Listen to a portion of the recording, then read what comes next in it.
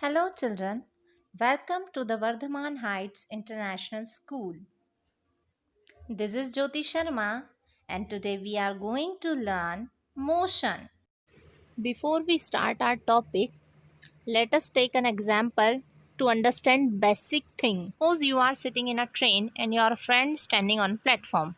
When train start moving, for your friend you are in motion, and for your co-passenger you are in rest position. Now we have two aspects. Change in position with respect to time its surrounding is motion, and there is no change in position with respect to time to its surrounding is rest condition.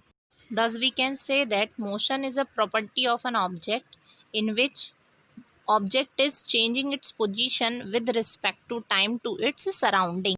Now one question arises in my mind. Is it possible that anything exists in rest position? Think about it. Are you thinking or not? Okay, let me help you. As we know that Earth is continuously rotating. Here, observation point is very important. कहने का मतलब है जैसे train के अंदर से साथ वाले पैसेंजर के लिए हम रेस्ट कंडीशन में हैं, पर बाहर खड़े आपके फ्रेंड के लिए आप एक मूविंग कंडीशन में हैं। उसी प्रकार अगर हम अर्थ पर से अपने आप का ऑब्जर्वेशन कर रहे हैं तो एक स्टैंडिंग ट्री हमारे लिए रेस्ट कंडीशन में है, पर यदि हम यूनिवर्स से उस चीज़ को ऑब्जर्व करते हैं यानी एक ट्री को ऑब्जर्व करते हैं तब वो मूव कर रहा है। इज इट क्लियर और not? It means reference frame or observation point is very important. Hence, we need to consider the surroundings or the point of observation while describing the state of motion of an object. The surrounding is called reference frame. Now, let's discuss about the different types of motion. The motion can be broadly classified into three main categories. Translatory motion, the motion in which particle move in a straight line.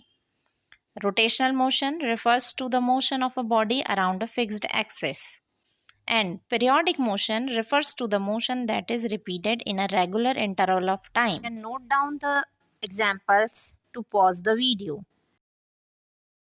Other type of motion like random motion, which is unpredictable.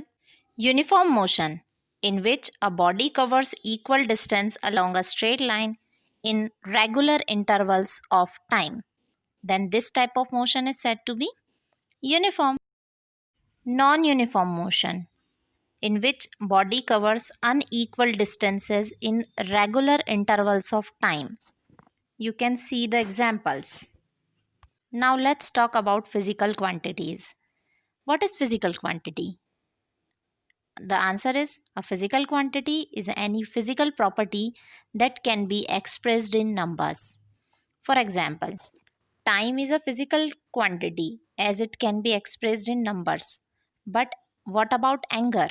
Yes, it is not, as it cannot be expressed in numbers.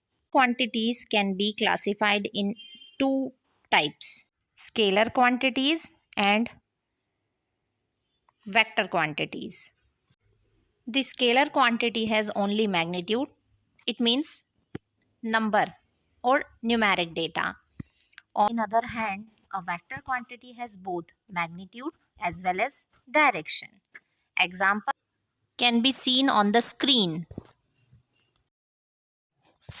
Keep learning, stay safe. Thank you.